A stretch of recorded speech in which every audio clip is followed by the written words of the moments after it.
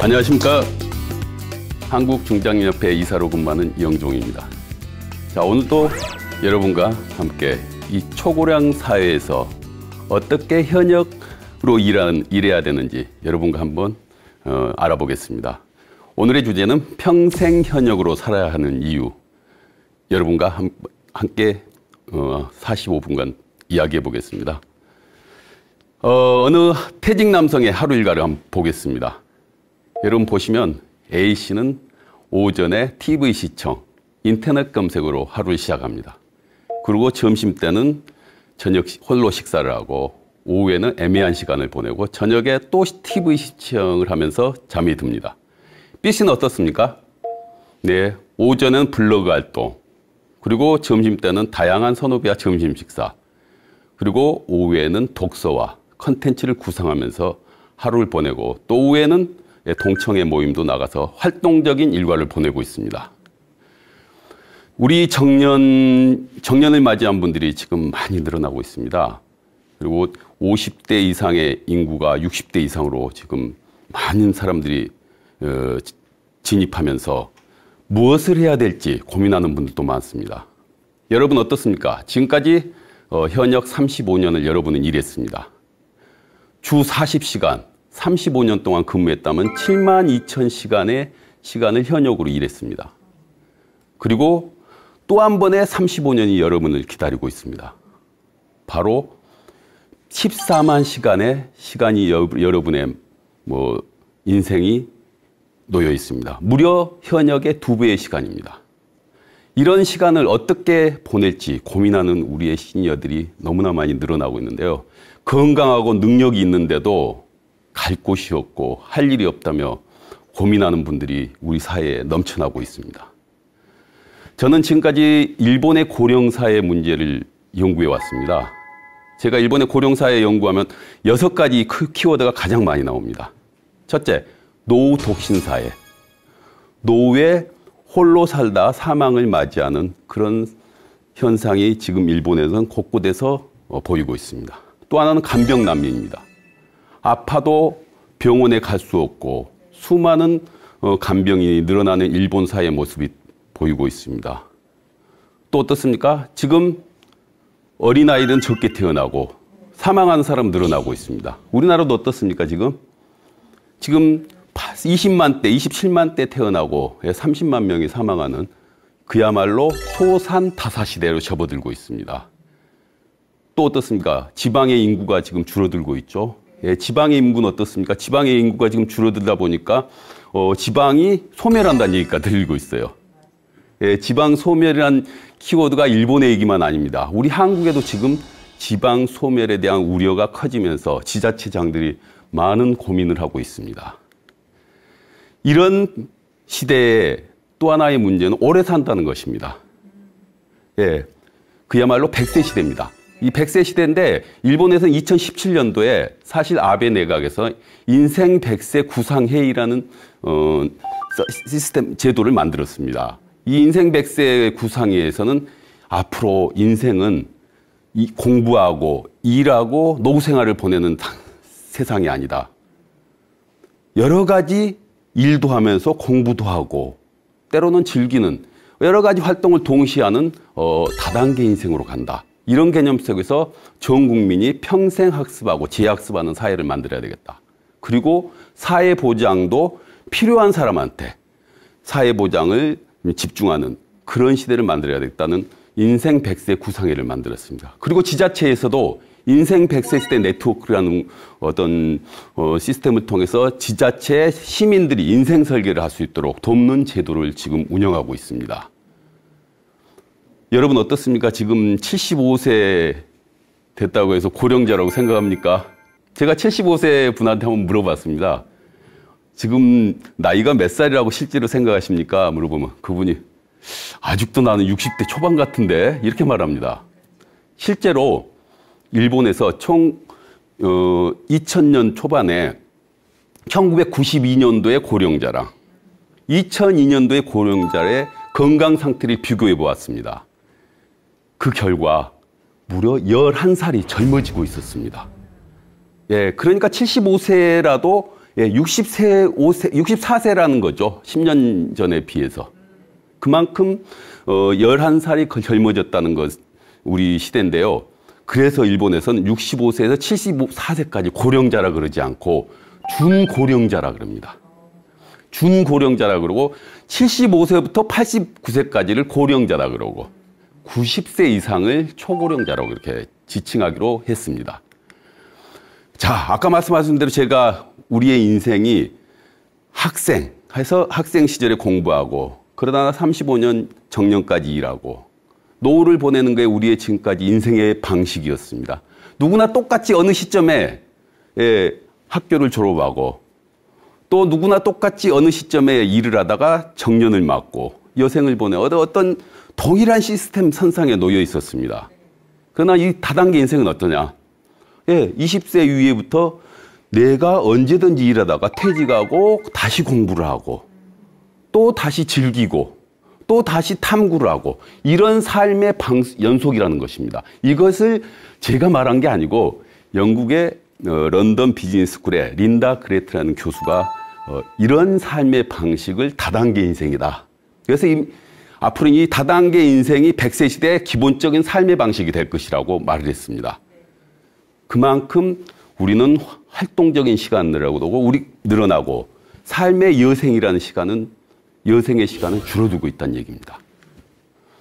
저는 이렇게 100세 시대 초고령 사회에서 필요한 수명이 3가지가 있다고 생각합니다. 첫째, 건강해야 됩니다. 그 건강 수명입니다. 예, 사실 우리나라 지금 건강 수명은 73세 정도 됩니다. 73세가 지나면 누구든지 아플 수 있다는 얘기입니다. 이렇게 건강 수명을 오랫동안 늘리는 것이 가장 첫 번째 100세를 사는 방식입니다. 두 번째, 100세 시대까지 갈 수 있도록 자산이 계속해서 유지되도록 하는 자산 수명이 두 번째는 중요합니다. 또 하나 수명이 있습니다. 저는 그것을 사회활동 수명이라고 말합니다. 사회활동 수명이란 건강한 한 계속해서 사회에서 활약하고 활동할 수 있는 그런 수명입니다. 예, 건강 수명, 자산 수명, 이 사회활동 수명은 이 100세 시대에 우리가 삶의 보람을 느끼고 그리고 삶의 의미를 느끼며 살아가는데 굉장히 중요한 수명이다. 이렇게 저는 말하고 싶습니다. 자, 건강하게 장수하는 사람을 좀 연구해 봤는데요. 무려 254개 논문을 검토해 본 결과 건강의 비결은 바로 건강한 습관에 달려 있었습니다. 건강한 습관 뭡니까? 수면 시간, 금연, 금주, 그리고 규칙적인 운동. 이런 어떤 건강한 습관이 우리의 수명을 결정한다는 내용입니다. 특히 이제 남성을 보면 얼마나 이 사람들이 외부에 나가서 다른 사람들과 어울리고 어떤 조직에 참여해서 활동하느냐. 이것이 또 어떤 남성의 수명과 관계가 있다는 연구도 있습니다. 그래서 우리가 이 건강 장수의 비결을 보면 생활 습관이 우리 수명의 70에서 80%의 영향을 준다는 것입니다. 유전자가 수명에 미치는 영향은 20, 30%밖에 안 된다는 거죠. 우리 조상이 명이 짧았다고 해서 내가 짧다는 건 아니라는 이거죠. 내가 어떤 건강 습관을 기르고 사회에 활동적인 삶을 보내느냐가 수명을 결정짓는 결정적인 요인이다. 이렇게 말하고 있습니다. 또 하나는 밝은 성격, 그리고 낙천적인 사람. 혈액형 B형도 있습니까? 예, 혈액형 B형이 장수할 가능성이 있다고 하는데요. 중요한 것은 사회에 참여해서 인간관계가 넓고 그리고 활동적인 삶을 보낼 수 있는 사람이 수명이 길고 또는 이런 분들이 치매 예방도 하는 효과가 있다고 합니다. 자, 건강 장수를 위한 3가지 예방 대책이 필요합니다. 여러분, 운동을 하십니까? 예, 좋습니다. 운동은 필수입니다. 50대 이후에는 근력이 0.5%에서 1%씩 감소한다고 합니다. 결국 운동하지 않고 활동적인 삶을 보내지 않으면 근육이 자연스럽게 빠지기 시작하는 겁니다. 가장 중요한 게 근력입니다. 근력이 얻어지면 뼈도 건강해지고, 예, 뼈가 건강해지면 골다공증이 안 걸리고. 그래서 제가 말씀드린 것은 운동 기능 증후군이라는 게 있는데요. 운동 기능 저하 증후군이란 바로 활동적인 삶을 보내지 않으면은 이 근육량이 감소하고 뼈가 약해지고 관절이 약해져서 통증이 생기는 어떤 그런 현상을 말합니다. 그래서 50대 이후는 저는 이 근력 운동을 늘리는데 굉장히 집중해야 된다고 생각합니다. 이 운동 기능 저하군을 막으려면 어떻게 해야 될까요? 먼저 한번 여러분 테스트를 한번 해보셔야 됩니다. 일단 여러분이 의자 40cm 높이의 의자가 있다면 거기에 앉아서 이렇게 앉아서 편하게 바로 일어날 수 있다면 건강한데 문제가 없는데 그걸 잘 일어나지 못한다고 하면은 1단계입니다. 1단계 운동 기능 저하 증후군에 빠지기는 1단계입니다. 두 번째 단계는 20cm 높이 의자에 앉아 있을 때 한 발로만 일어날 수 있어야 됩니다. 그거 못하면 바로 2단계라고 이제 보고 있는데요. 제일 중요한 게 뭐냐? 바로 하체 근육을 늘려라는 얘기입니다. 여러분 막 상체가 열심히 막 발달했다고 해서 몸이 좋은 게 아니라 진짜 몸 좋은 사람은 하체, 대퇴사두근, 엉덩이 근육이 튼튼한 사람입니다. 그래서 여러분 하체 건강에 만전을 기하셔야 됩니다. 자, 사람의 건강 상태는 어떻게 변화하는지 무려 20년간 추적한 연구 결과가 있습니다. 6,000명의 시니어들을 20년간 추적 조사해 봤는데요. 남성의 경우 3가지 패턴으로 나타났습니다. 11%는 무척 건강한 분들입니다. 아주 팔팔 날 정도로 막 우리 그 산에 가면 막 어쩌나 철봉대 매달려 갖고 막 턱걸이 한 20개 하시고 그런 분 평행봉 30개 하고 그런 분 있지 않습니까? 그런 분들이 이 슈퍼 시니어. 근데 70세 위에 나머지 70%는 건강이 서서히 떨어지는 현상을 보였습니다. 여성은 2가지 패턴입니다. 여성은 70대 초반부터 건강이 대부분 서서히 약해집니다. 그러면서 계속 떨어지는데 그렇지만 골골하면서 오래 삽니다. 이게 바로 우리 여성들이 요양원에 많고 또 건강한 노후를 보낸 분들이 많은 이유이기도 합니다. 자, 그렇다면은 우리는 나이가 들면서 언젠가는 건강 상태가 나빠집니다. 건강 상태 자립생활을 유지하다가 허약해지고 그 다음에 70대 후반이나 80대를 넘어 어느 시점에서는 간병 상태로 가는 것이 우리의 어떤 인생의 어떤 건강 상태입니다. 그렇다면 어떻게 해서 자립을 유지하느냐, 자립생활을 할 수 있느냐가 가장 중요한 우리의 삶의 건강하게 보내는 삶입니다. 그래서 자립 단계에서 이 자립 단계, 우리가 적어도 75세 이전 이런 활기차게 보낼 수 있는 자립 단계에서도 적극적으로 사회에서 활약하고 또 그리고 삶에 도전하는 이런 어떤 활동적인 삶을 구상할 필요가 있습니다. 또 두 번째 허약화 단계에서도 내가 비록 허약하지만은 계속 자립생활을 하려는 어떤 활동을 유지하고 관계를 맺는 활동이 중요합니다. 또 마지막 간병 단계에서도 요양원이나 이런 시설에 가지 않고서 집에서도 계속 머물 수 있는 그런 자립생활을 유지하고 그리고 친숙한 자택에서 채우기를 맞을 수 있는 그런 삶을 보내는 것이 저는 장수시대의 성공적인 노화라고 생각합니다. 결국 자립생활을 할 수 있느냐가 우리의 인생의 성공적인 노화의 최대의 방법이다. 이렇게 생각하면 되겠습니다. 사회성이란 게 있는데요. 사회성이란 사회에서 적극적으로 참여해서 다른 사람들하고 관계를 맺으며 소통하고 삶의 의미를 찾는 생활 방식을 우리는 사회성이랍니다.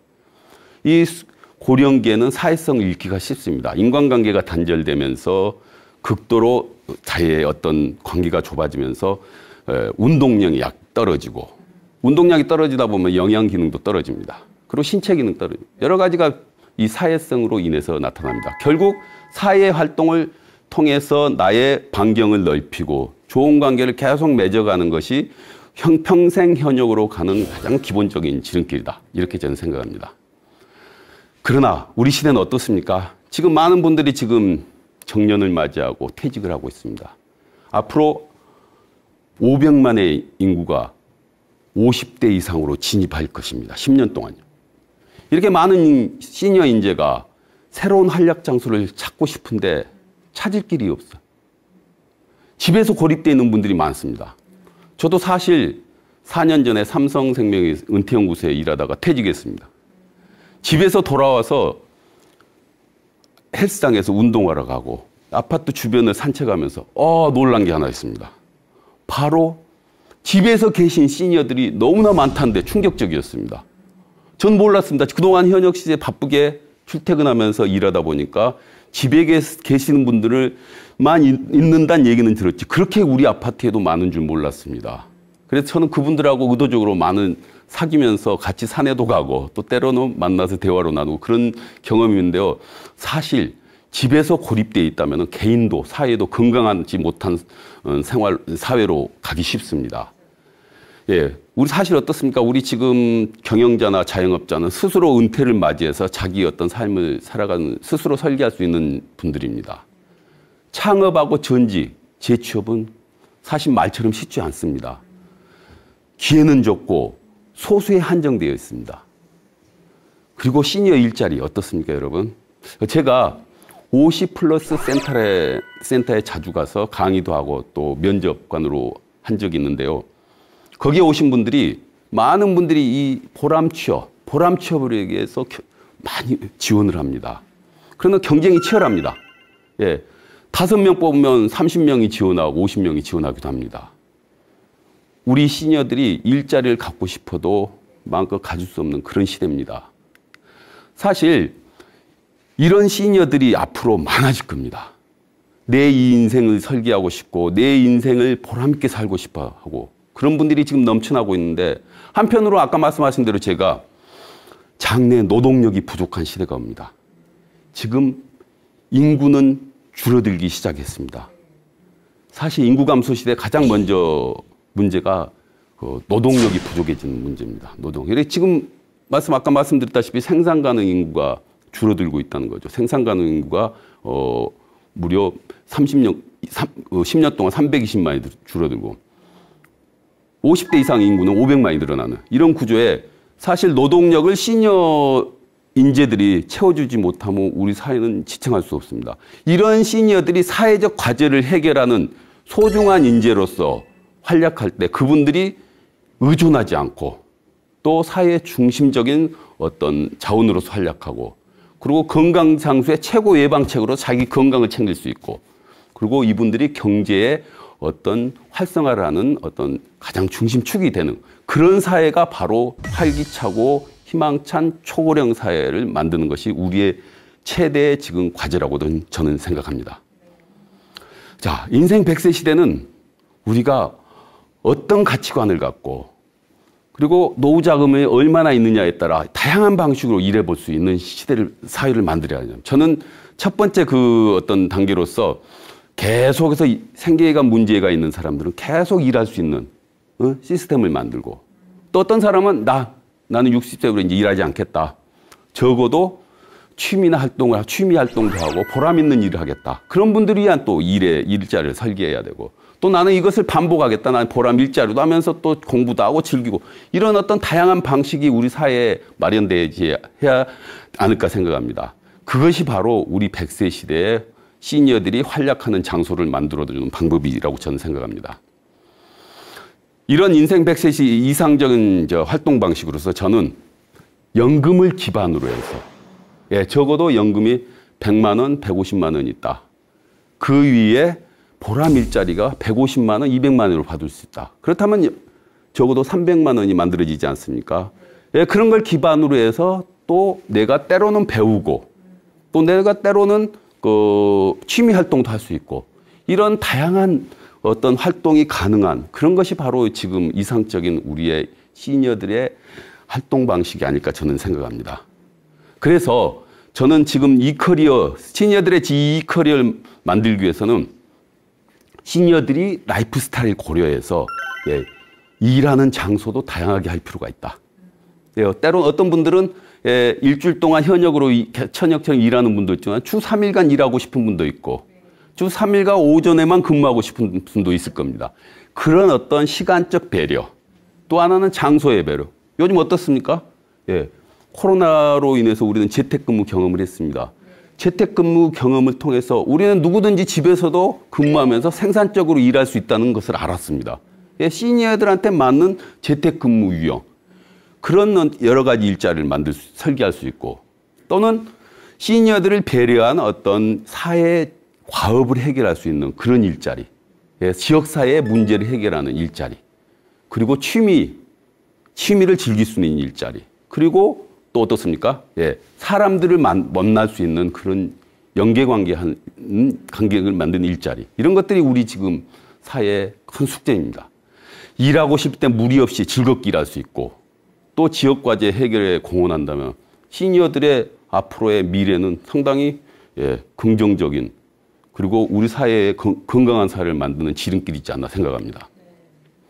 자, 여러분, 우리는 소위 노후를 아프고 사람들하고 관계가 단절되고 가난하게 보낸다 이렇게 생각하는데 사실 그것이 전부가 다가 아니라고 저는 생각합니다. 지금 건강한 시니어들이 우리 사회에 넘쳐나고 있습니다. 60대 위에도 팔팔합니다. 정년의 의미가 없습니다. 사실 정년 퇴직하고도요 5개월, 6개월 쉬다가 바로 일하는 사람들이 대부분입니다. 바로 일을 찾고 있고. 저는 이것을 정년 소멸 시대다 이렇게 말하고 있습니다. 건강한 체력이 있고 풍부한 시간이 있습니다. 30년간, 35년간의 시간이 기다리고 있습니다. 내가 또 선택을 할 수 있습니다. 지금까지는 자식, 가족을 위해서 헌신하고 그리고 의무감에서 일을 해왔다면 지금은 싫어하는 일을 안 할 자유도 있습니다. 원하는 일을 선택할 자유도 있습니다. 또 어떻습니까? 가진 기술과 재능이 있습니다. 내 가진 지식과 재능을 사회에 발휘하면서 새로운 도전을 꿈꿔볼 수 있는 그런 어마어마한 시간이 우리 눈앞에 놓여 있습니다. 자, 그렇다면 우리는 생각을 바꿔봐야 합니다, 이제. 어떻게 바꾸냐? 퇴직이 사회에서 단절되는 거 아니고 바로 해방이다. 자유를 획득한 것이다. 그리고 새로운 도전을 위한 출발점이다. 이때 중요한 게 있습니다. 어디에서 누구와 살까를 먼저 한번 생각해 볼 필요가 있습니다. 남성 퇴직 예정자들한테 제가 이렇게 물어봅니다. 어디에서 누구랑 살고 싶으세요? 물어보면 대부분의 남성들은 1순위로 대답을 합니다. 바로 제 부인이랑 같이 살고 싶습니다. 그렇습니다. 근데 막상 부인들한테 제가 물어봅니다. 퇴직 후에 누구랑 어디서 살고 싶으십니까? 그럼 부인들은 어떻게 말하면 지금까지 이제 자유롭게 혼자 살고 싶다. 그리고 여행도 남편은 안중이 없습니다. 딸과 친구들이랑 여행 가겠다. 근데 남편은 무조건 부인하고 여행 가겠다 그래요. 그게 우리의 남성들의 지금 방식 생활의 어떤 사고인데요. 자, 그 다음에 무엇을 할까? 새로운 활동을 선택할 수 있습니다. 전직을 할 수 있고 창업도 할 수 있고 1인 기업으로 일할 수 있습니다. 또 배우고 가르칠 수 있습니다. 지금까지 30년 이상 동안 내가 가진 자원을 활용해서 언제든지 배우고 또는 또 타인을 위해서 봉사할 수 있는 그런 가르칠 수 있는 역량이 있습니다.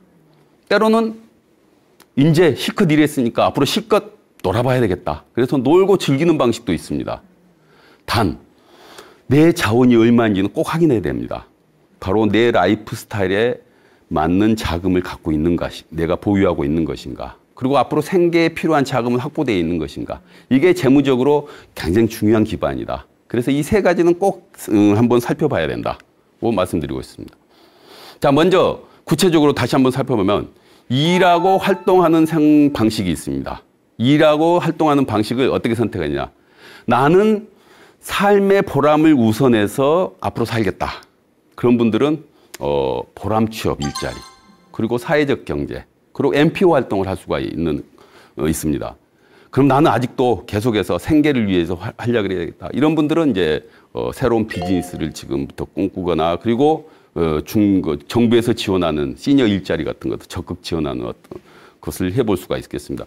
현재 일본에도 정년 퇴직자가 지금 많습니다. 이분들이 재취업을 하는 분들도 많지만 NPO 활동을 통해서 자신의 역량을 사회에 발휘하는 분들이 많습니다.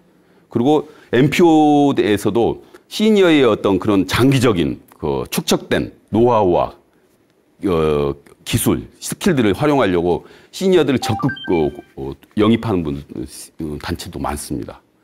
자, 두 번째 방식은 어디에서 살 것이냐입니다. 요즘 도시에서 계속해서 살겠다는 분들도 많지만 때로는 전원 생활을 꿈꾸는 분도 있습니다. 제 친구가 전원 생활을 준비한다고 일찍부터 강화도에다가 텃밭을 하나 한 10평짜리를 샀어요. 그래서 거기를 준비하고 이제 미래의 어떤 앞으로의 어떤 나의 인생의 어떤 대안이다 그러면서 준비를 하는데 5년 전에 갑자기 저한테 그러더라고요. 아, 이 텃밭 10평이 보통이 아니다. 와, 이게 지금까지는 매주 가서 가꾸고 하는데 즐거운데 3년 지나니까 이 보통 일이 아니라 힘들다. 농사들아. 이제 부인 데리고 가고 애들까지 끌고 가서 10평에 막 뭐 고추 따고 뭐 풀 메고 이러는 게 이제 다 가족이 이제 싫다는 거야. 이제 혼자 가라고. 예, 그래서 고민에 빠졌습니다. 아, 이 전원 생활이 쉬운 게 아니구나. 그래서 지금 뭔가 지금 다른 생각을 하고 있는 것 같습니다. 사실 네, 전원 좋습니다. 이 전원으로 가서 일하는 것도 좋지만 또 어떤 분들은 전원에다가 삶의 어떤 공간 세컨하우스를 두는 분도 봤습니다. 그래서 도시에 생활하면서 잠시 주말마다 내려갔다 오는 그런 분도 있습니다. 사실 정년 후에 어디에서 살지 고민하는 분들이 많은데 저는 제 고향이 전남 순천 나간읍성입니다. 이 나간읍성의 도시분들이 빈집을 사서 그 빈집을 활용해서 세컨하우스를 만들어 놨고 거기서 어떤 인생을 보내다가 다시 자기 어떤 메인 잡도 하고 이런 분들도 많이 봤습니다. 바로 저희 집 시골 집 근처에는 바로 그 빈집을 멋지게 디자인해 가지고 인테리어를 통해서 아주 멋지게 갖고 놓고 거기서 부부가 살다가 같이 여행도 하고 예, 그런 모습도 봤습니다. 자, 지금 우리 지자체는 많은 빈집들이 있습니다. 그런 빈집들을 어떻게 활용할지는 굉장히 중요한 문제입니다. 앞으로. 또 즐기는 방식이 있습니다. 어떻게 즐기냐는 굉장히 중요한 문제입니다. 우리가 살면서 배우는 방법이 제일 배우는 방법. 제가 50+ 센터에 자주 가는데요.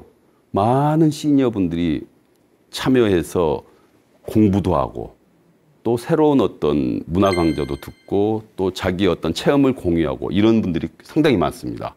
거기서 저는 깜짝 놀랐어요. 그렇게 많은 분들이 그 50+ 센터에 와서 배우고 또는 교류하려고 그러고 그리고 이런 인간관계를 맺으면서 또 자기들이 어떤 네트워크를 만들어가는 모습을 많이 봤습니다.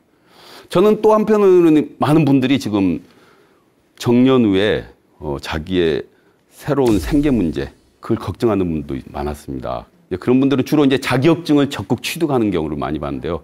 요즘 뭐 직접 자격증을 따면 돈이 되는 어떤 그런 자격증으로 뭐 드론이라든가 또 무슨 전기기능사, 주택관리사 뭐 이런 여러 가지 자격증에 지금 도전하는 50대 시니어들도 많이 봤습니다. 또 어떤 분은 직접 내가 뭔가를 가르치기 위해서 자기의 어떤 지식을 정리하고 또 그걸 유튜브를 통해서 전달하는 사례도 봤습니다. 저의 직장 상사인데요. CC라는 분인데 그분은 경제학도입니다. 경제학도인데 경제학도로서 자기의 어떤 지금까지 공부한 것을 바탕으로 해가지고 유튜브 채널을 만들어가지고 지금 작년부터 유튜브 활동을 열심히 하고 있습니다. 지금 그 유튜브 등록 회원이 지금 아직 500명은 안 됩니다. 그렇지만 500명이 있다는 것은 상당히 1년도 안 됐는데 아주 긍정적이라고 판단하고 지금 매주 거기에 한 일과의 4, 5일을 쏟고 있습니다. 거기에 삶의 보람을 엄청 찾고 있는 분입니다. 자, 또 하나는 적극적으로 참여할 수 있습니다. 우리 지금 사회에 여러 가지 모임들이 많습니다. 제가 아까 말씀하신 50+ 센터에 나오신 분들은 적극적으로 외부인과 교류하기 위해서 나온 분들이 많습니다. 거기 나온 분 중에 SC라는 분이 있는데요. 그분은 그 50+ 센터에 3D 프린트 과정, 그리고 또 인생 설계 과정, 그리고 유튜브 동영상 제작 과정, 이런 교육 과정 한 5-6개를 다 들었어요. 그 과정 1년 동안 계속해서 듣고 나서 이분이 와, 이렇게 좋은 과정이 우리 사회에 있는지 몰랐다. 난 적극 추천해주고 싶다. 그분은 70대가 넘었어요. 내가 진작에 50대 후반에 또는 60대 초반이라면 이런 적극적으로 사회에 나가가지고 이런 좋은 과정을 듣고 교류를 맺으면 훨씬 내가 더 풍요롭게 살았을 것이라고 그분이 만족감을 드러냈습니다. 여러분들은 언제나 지금 내 취미 활동을 외부 사람과 연계해서 할 수 있습니다. 인터넷으로, 유튜브를 통해서 이런 다양한 매체를 통해서 사람들과 교류를 맺으면서 자기의 어떤 능력과 재능을 외부에 발휘할 수 있는 시대가 됐습니다. 또 어떤 분은 정년 후에 직업적 변신을 시도한 분도 있습니다. 예, 정년 전에는 자기의 취미 활동이 남모르게 혼자 즐기던 사람이 그 취미를 활용해서 어떤 다른 직업을 바꾸는 사례도 있습니다. 예를 들면 이제 제 선배가 한 명인데요. 이분은 은행원이었습니다. 은행에서 부행정까지 하셨는데 은행에서 퇴직하고 이제 다른 후배가 운영하는 기관을 도와주다가 최근에 독립을 해서 가평에서 지금 농사를 짓고 있습니다. 근데 이분이 50대부터 색소폰 연주를 취미로 계속 해왔습니다. 어느 정도 실력이 높아지니까 이분이 고등학교 모교의 총동네의 어떤 밴드부에 들어갔습니다. 예, 거기에서 지금 활약을 많이 하는데 이 가을에 들녘에 농사 끝나고 나서 들에서 색소폰을 연주를 부는 멋진 모습도 저한테 사진으로 보내고 있습니다. 아주 멋진 분입니다. 네, 이렇게 자기의 인생을 다양한 포트폴리오로 직업적 변신을 시도하는 분이 있습니다. 이렇게 우리는 인생 후반기를 어디에서 누구와 무엇을 하며 살 것인지 다양한 방식으로 설계할 수 있는 시대가 되었습니다. 여러분, 이렇게 많은 기회가 있습니다. 여러분 앞에서는. 마음껏 꿈꿀 수 있는 시간이 있고 마음껏 해볼 수 있는 일들이 여러분 앞에 놓여 있습니다. 어떻습니까? 한번 해보지 않겠습니까? 자, 미국에 은퇴 후에도 일하는 4가지 유형이 있다고 합니다. 예. 물론 미국에서도 소득이 부족해서 생계를 유지가 소득 활동을 하는 분도 있습니다. 그리고 나는 일이 즐거워서 일 속에 파묻혀 살고 싶은 성취 추구자도 있습니다. 또 반면에 이제 나다운 인생을 살고 있고 사회의 어떤 과제를 해결하거나 사회의 어떤 활동을 하는 그런 삶을 살고 싶은 사람도 거의 57%에 해당한다고 합니다. 거의 60%의 사람들이 사회적인 활동을 위해서 그리고 사람들과 연기하면서 자기의 삶의 의미를 추구하고 있었습니다. 보십시오. 이분들조차도 사회 활동을 하기 위해서 은퇴 전에 다 준비를 했다고 하는 겁니다. 예, 우리는 사회 활동을 하면 막연히 사회에 참여하는 것이 아니라 사전에 준비를 해야 된다는 것입니다. 제가 2012년도에 미국 샌프란시스코에 방문한 적이 있습니다. 샌프란시스코에 시빅 벤처스라는 비영리 단체가 있는데요. 이 시빅 벤처스는 50 플러스 이상의 사람들을 대상으로 그들의 경험과 재능을 사회에 환원할 수 있도록 운동을 펼치는 기관입니다. 저는 이곳에서 마크 프리드만스를 만났습니다. 마크 프리드만스는 그 시빅 벤처의 설립자인데요. 그때 저한테 빅시프트라는 책을 선물했습니다. 빅시프트라는 책은 바로 앞으로 많은 시니어들이 돈벌이를 떠나서 사회에 유익한 사람으로서 그리고 자기의 재능을 사회에 환원할 수 있는 운동을 펼치자는 그런 내용으로 가득 차 있었습니다. 저는 그 책을 읽고 상당히 뜨거웠습니다. 와, 이게 바로 이 인생 설계의 모델이 될 필요가 있겠다. 우리 사회에 이 책을 내가 번역하면 우리 사회에 많은 어떤 시사점을 줄 수 있겠다. 그래서 저는 2015년도에 책을 번역해서 출판했습니다. 그리고 마크 프리드만 씨가 2017년도에 한국에 왔습니다. 그때 제가 그 책을 마크 프리드만 씨에 건네주었습니다. 저는 우리 사회가 많은 변화를 기대했습니다. 그렇지만 제 책이 어쨌든 간에 떠나서 우리 한국 사회에 지금 수많은 시니어들이 마크 프리드만스가 얘기하는 것처럼 인생의 제2의 인생을 어떻게 해야 될지 방황하는 어떤 시대가 지금 와 있다고 생각합니다. 그래서 지금 빅시프트의 정신이 이제부터 한국 사회에 적용돼야 되지 않나 저는 그렇게 생각합니다. 여기에서 중요한 게 하나 있습니다. 마크 프리드만 씨는 지금까지 우리 사회는 고령자를 약자로 봤다. 그 고령자는 생산 가능 인구 그리고 노인 부양 비율 이런 용어를 통해서 고령자는 어느 시점에 일을 못하는 약자로 규정하면서 그런 사회였다면 지금부터는 바꿔야 된다. 바로 그분이 주장한 건 풍요비율이라는 내용입니다. 풍요비율은 뭐냐? 우리 사회에 지금 50대 위에 수많은 시니어들이 넘쳐나고 있는데 그분들의 경험을 활용하고 또 그분들의 어떤 사회적 변화를 갈망하는 관점, 그분들의 풍부한 시간을 활용해서 우리 사회를 변혁하자는 내용입니다. 그걸 그 사람은 풍요비율로 불렀습니다.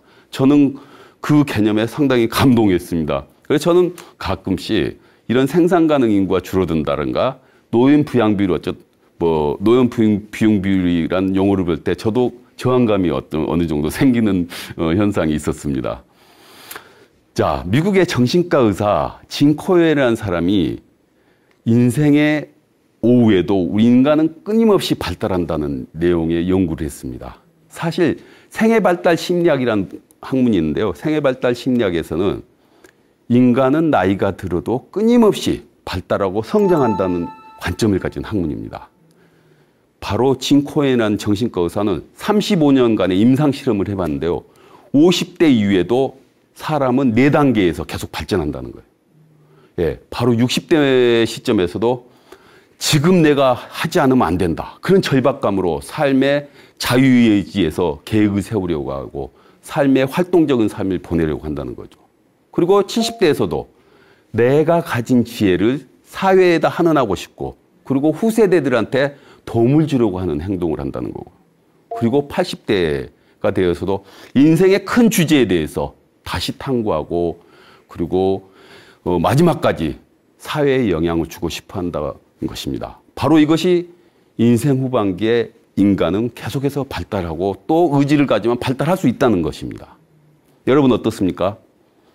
우리는 지금 인생의 후반기를 삶의 의미를 추구하는 분들이 많습니다. 그렇다면 이런 학자들이 말하는 삶의 어떤 계속해서 발달하는 단계를 생각한다면 지금부터 뭔가 꿈을 꾸어도 될 수 있다는 얘기입니다. 자, 이제 우리는 100세 시대에 맞는 행동이 필요합니다. 예, 인생 100세 시대. 지금은 인생에서 가장 어린 때다. 예, 오늘이 인생에서 가장 어린 시절입니다. 어린 순간입니다. 그리고 지금부터 꿈을 꿔도 늦지 않습니다. 60세 정년은 사실 통과점일 뿐입니다. 통과점일 뿐. 70세는 중년입니다. 여생이란 말은 우리 삶에서 점점 없어질 것입니다. 그래서 저는 여러분이 지금부터라도 인생의 버킷리스트를 작성해보자. 예, 버킷리스트란 내가 죽을 때까지 꼭 하고 싶은 일의 목록입니다. 그 목록을 지금부터 하나씩 이루어 나가도 충분한 시간이 우리한테 있다. 그리고 활동적이고 배우고 즐기고 균형 있는 삶을 또 추구할 수 있다. 무엇보다 중요한 것은 사회에서 나가서 많은 사람들과 어울리며 지내는 것이 가장 소중한 건강관리 대책이다. 그리고 그런 건강관리 대책이 바로 또 하나의 소득활동의 밑거름이 된다. 사람을 만나야지 일이 생깁니다. 사람을 만나다 일이 생기고 또 그런 사람을 통해서 또 삶의 의미를 느끼고 또 관계가 강해지면서 보람으로 이어지고 이런 어떤 선순환적인 삶, 우리 인생 후반기를 만드는 것이 가장 중요한 대책입니다.